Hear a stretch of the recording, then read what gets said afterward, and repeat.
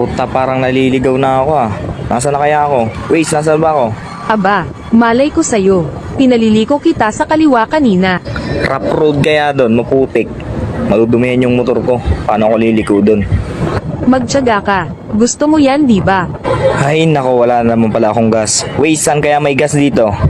Bakit sa akin mo itatanong magkasama tayo, di ba? Nagmamagaling ka kasi. Parang ang sarap magbura ng Waze ah. I-install kaya kita.